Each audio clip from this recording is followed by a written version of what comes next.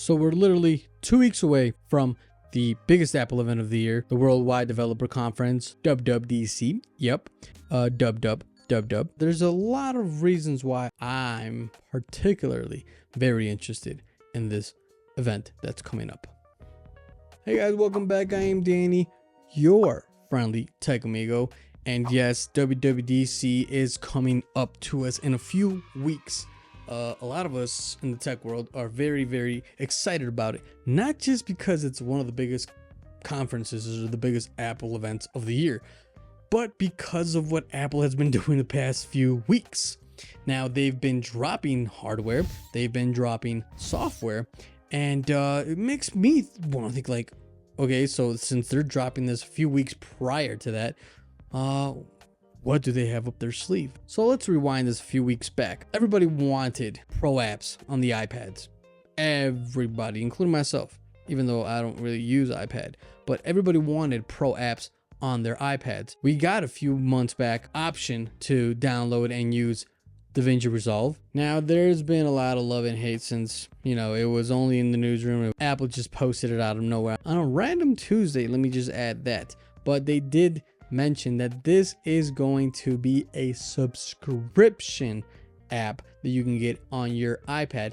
Okay, hear me out. There's pros and cons. Pros is that you don't pay the $300 or $400, whatever it is, for the actual whole bundle. You can just pay a subscription of $5 a month, and then whenever you want, you can cancel it. That's pretty cool, especially if you're on the go and you're only going to be out of town for, say, like, I don't know, a couple of weeks, and you really need that app on your iPad, and maybe you don't have a MacBook. All you have is your iMac or your Mac Mini, or, you know, or your big old cheese grater Mac Pro that Apple has yet to upgrade to the new M Silicon lineup. But anyway, that's a whole different deal. That's pros and cons. You don't have to pay the $300, $400, whatever it is to get it, a one-time fee. You can decide to pay $5 a month. Now, if we do some quick math, say Final Cut Pro is about $300. $300 divided by $5 a month. 60 months, 5 years, it'll pay itself off if you use it those 5 years throughout. Now, if you only use it maybe 1 or 2 months throughout the whole year, then maybe it is better for you to get that subscription.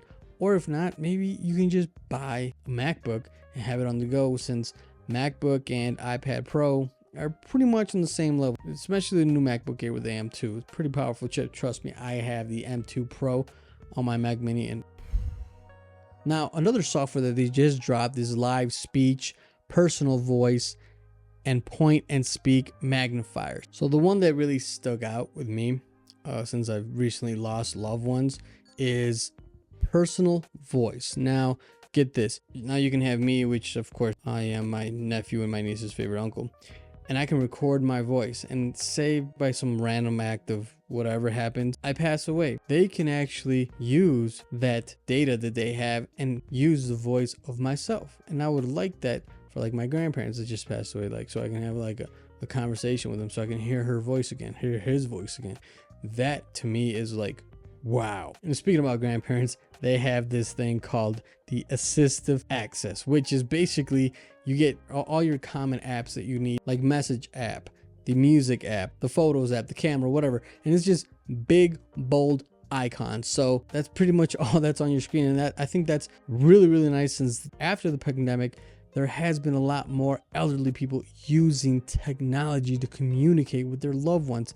Why? Because we weren't able to travel. We weren't able to do a lot of things. So the pandemic did leave a lot of negative things, but it did leave some positive things. I think that's really good for our elderly folks, or people like my mom, who doesn't really know how to navigate through her phone. I love you, Mom, but watch my videos. And you, if you haven't subscribed yet, what you waiting for? Go ahead. I'll wait. Thank you. Now, another thing that they just dropped is hardware. They dropped the new Beats Studio Buds see-through. They're like the nothing headphones that are like see-through, but from what I've seen, from what I've heard, is that they have improved on noise cancellation. They have improved in transparency mode. So I want to get my hands on them so I can test them out and see the difference between the new Beats Studio Buds and these AirPods Pro 2nd gen, which is pretty much double the price, but I really want to see how it compares.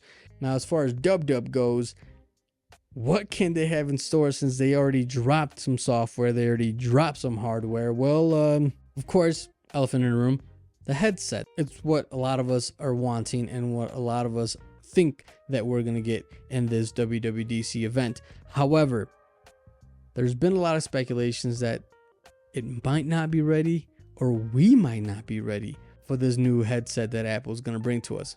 I know I'm definitely not ready, and I'm talking about money wise. That thing's going to cost like 3,000 bucks, 60,000 pesos, I think, even more.